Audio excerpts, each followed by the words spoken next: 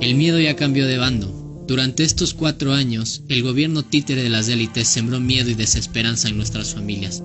Desempleo y paquetazos, una banca carroñera con sus intereses usureros que desangraron los recursos de nuestras familias en el peor momento de la pandemia. La desesperanza por tener un familiar enfermo, los hospitales sin insumos, los hijos sin educación y sin maestros. Se lo repartieron todo. Para que esta pesadilla esté próxima a acabar, es nuestro deber escribir la verdadera historia en la memoria colectiva de nuestros pueblos, para que ésta no se vuelva a repetir. No olvidamos que Lasso gobernó con Moreno.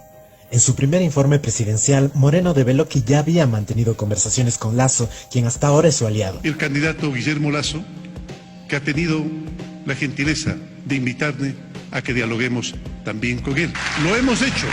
Lo disfrazaron de diálogo cuando en realidad es reparto para plantear la agenda neoliberal como un acuerdo de gobernabilidad.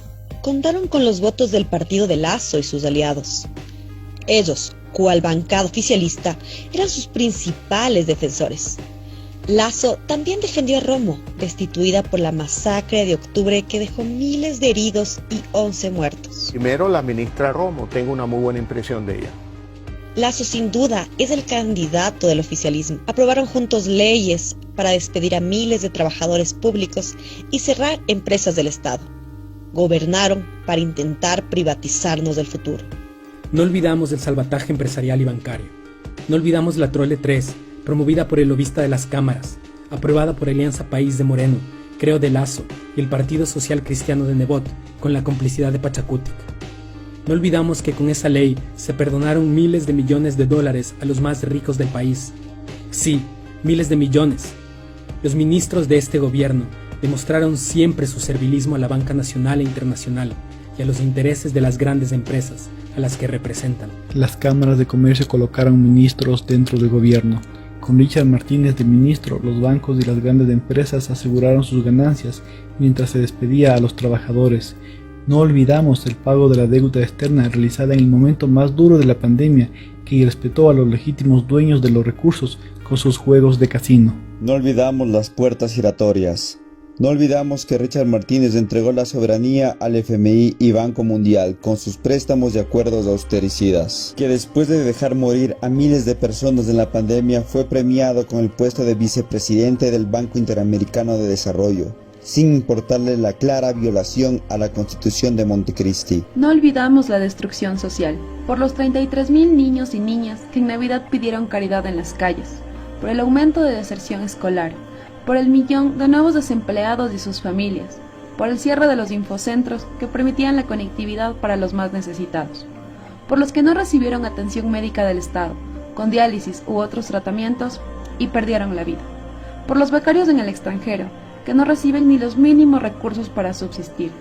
Por todo el dolor y desesperanza que este gobierno ha creado, prometemos no olvidar los 220 suicidios y más de 400 tentativas. La muerte es la única salida que han encontrado cientos de desamparados por este gobierno criminal. Cada 72 horas hay un femicidio en Ecuador. Que la pandemia y el confinamiento solo agravó la violencia machista que dejó más de 100 mujeres asesinadas. Reclamamos que la vida de las mujeres trans sea respetada.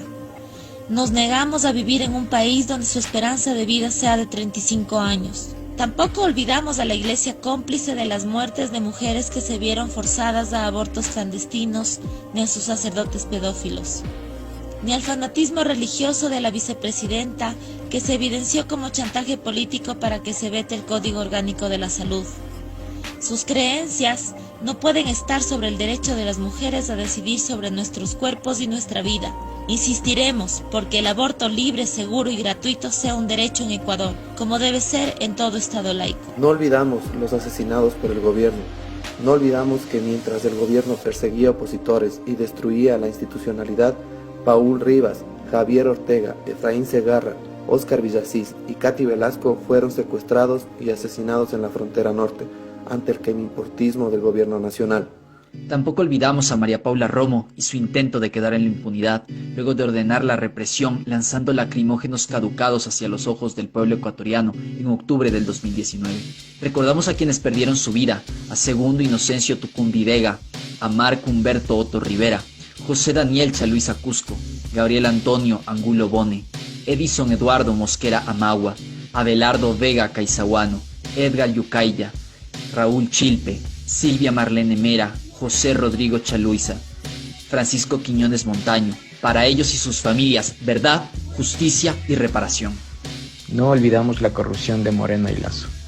No olvidamos los cobros indebidos realizados por los bancos a favor del consejero de Moreno, Eduardo Jurado y su empresa GEA. No olvidamos del sobreprecio en mascarillas y fundas para cadáveres de Paul Granda. No olvidamos del reparto de los hospitales de María Paula Romo. No olvidamos del reparto de Selega a los Bucarán. No olvidamos los sobreprecios en los kits alimenticios de Alexandra Ocles. No olvidamos la desregulación a la banca que ha permitido el incremento de sus patrimonios y utilidades netas en medio de la peor crisis y pandemia.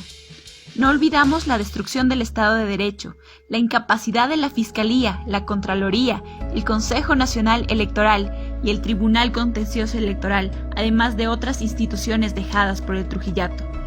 No olvidamos los INA Papers de Lenín Moreno, con cuentas 100-4-107-137-8 y la fuga de capitales de las élites económicas. No nos permitimos olvidar a quienes quitaron la dignidad a la clase trabajadora. Estamos seguros que ellos pagarán por sus actos. Hasta entonces seguiremos de pie, firmes, organizados, formándonos, convencidos y convencidas de que la militancia y la organización social son el camino correcto para un presente y un futuro digno, en el que el verdadero mandante sea el pueblo y no las élites económicas.